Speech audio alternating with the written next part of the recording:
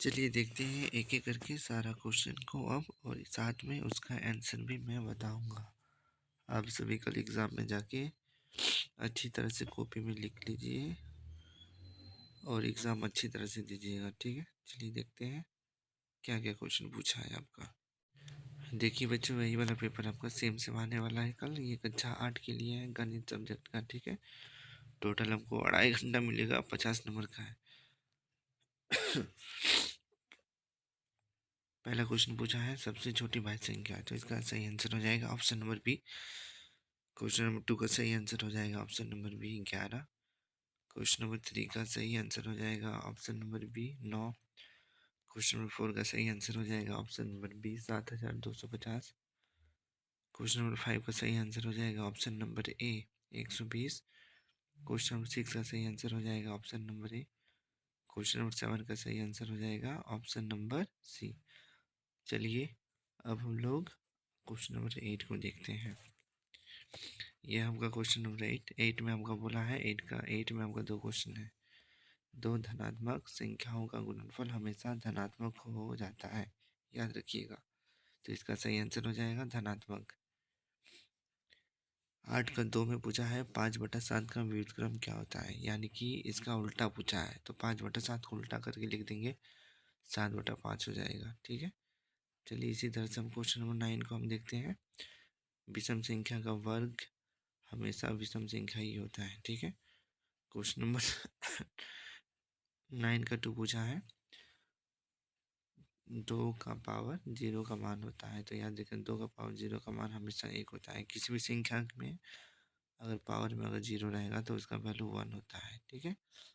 चलिए अब लोग क्वेश्चन नंबर 10 की ओर आगे बढ़ते हैं।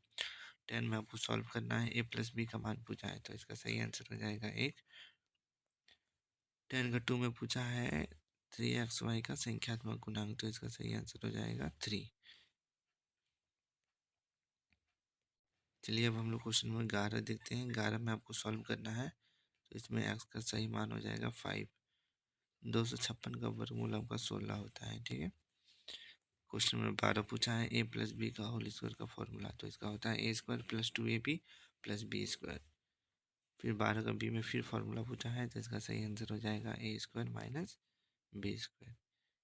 13 में आपको पूछा है सबसे छोटी पूर्ण संख्या 1 होती है, लेकिन गलत, ये आपका असत्य है। 0 का तत्सम 0 होता है, हाँ सही, ये आपका असत्य है, ठीक है। क्वेश्चन नंबर 14 में आपका पूछा है सबसे छोटी प्राकृतिक संख्या 1 होती है, इसलिए इसका सही आंसर 1 हो गया। 14 का 2 पूछा है 6 घन का इकाई अंक 8 है, गलत, ये गलत है। अब चलिए हम लोग क्वेश्चन नंबर 15 में देखते हैं क्या क्या पूछा है आपका। देखिए ध्यान दीजिएगा, 15 से 19 तक 15 से 19 तक आपको टोटल 4 क्वेश्चन का आंसर देना है, ठीक है। 15, 16, 17, 18, 19, इसमें से आपको टोटल 4 ही प्रश्न का उत्तर देना है। चलिए देखते हैं एक एक करके क्वेश्चंस के साथ आंसर, ठीक है। देखिए ये है 15 का आंसर, हम बना दिए एकदम सही सही। बहुत सारे यूट्यूब चैनल वाले गलत गलत बताते हैं, हम देख लीजिए, हम अपने से सॉल्व किए हैं, एकदम सही सही आंसर है। ये 15 का हो गया। इसमें ये इसका आंसर आप लिखिएगा, इसमें आपका एक भी मार्क्स नहीं कटेगा। ये है क्वेश्चन नंबर 16 का आंसर, देख लीजिए, ठीक है। बना दिए आवाज गुणनखंड विधि द्वारा 1024 का बोला था निकालने के लिए घनमूल, ठीक है। तो इसका सही आंसर हो जाएगा 32। क्वेश्चन नंबर 17 में आपको सॉल्व करना था, देखिए 17 का सॉल्व कर दिए, इसका सही आंसर हो जाएगा x² - y² - 2x + 2y, ठीक है। चलिए अब हम लोग देखते हैं क्वेश्चन नंबर 18। 18 में क्या आपको पूछा है, 18 में बोला था 2 और 3 के बीच 3 परिमेय संख्या, तो देखिए इसको ऐसे हम लोग बनाएंगे, ठीक है। 2 और 3 के बीच परिमेय संख्या 2 और 3 के बीच बोला है, यानी कि n बराबर होगी आपका 3 तो n + 1, ठीक है। यहाँ आपका थोड़ा सा ये हो गया है, 1 मिनट। चलिए बच्चों ध्यान दीजिएगा, यहाँ पे 2 और 3 लिखने के लिए हम भूल गए थे, तो इसको हमने लिख दिया अभी, ठीक है। 2 और 3, तो n बराबर हमको परिमेय संख्या 3 को निकालना है, इसलिए n = 3। देखिए इसको किस तरह बनाना है, ये आप आंसर लिखिएगा, एकदम सही सही है, इसमें आपका एक भी नंबर नहीं कटेगा। ठीक है, चलिए अब हम लोग देखते हैं सेक्शन डी की ओर। सेक्शन डी, इसमें आपको टोटल 2 ही क्वेश्चन का आंसर पूछा है। 18 तो दिखा दिए थे आपको, 19 का भी दिखा देते हैं आपको। देखिए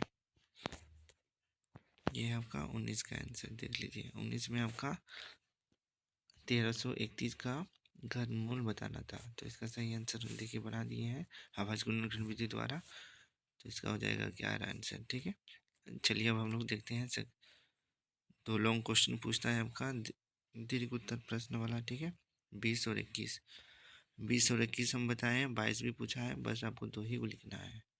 तो 20 और 21 हम बताएं। ठीक है, चलिए देखते हैं इसका क्या क्या हो जाएगा। ये है आपका 20 का सॉल्यूशन, देख लीजिए एकदम छोटा सा है, ये लॉन्ग क्वेश्चन का सॉल्व है, ये इसमें आपका फुल मार्क्स मिल जाएगा। चलिए अब हम लोग देखते हैं क्वेश्चन नंबर 21। देखिए 21 का आंसर है आपका ये है। ठीक है, चैनल पे बने रहें, आप सभी का धन्यवाद आगे का क्वेश्चन पेपर के लिए। कल का एग्ज़ाम फाड़ के आइएगा, मतलब लिख के आना है। बेस्ट ऑफ लक कल के लिए आप सभी को।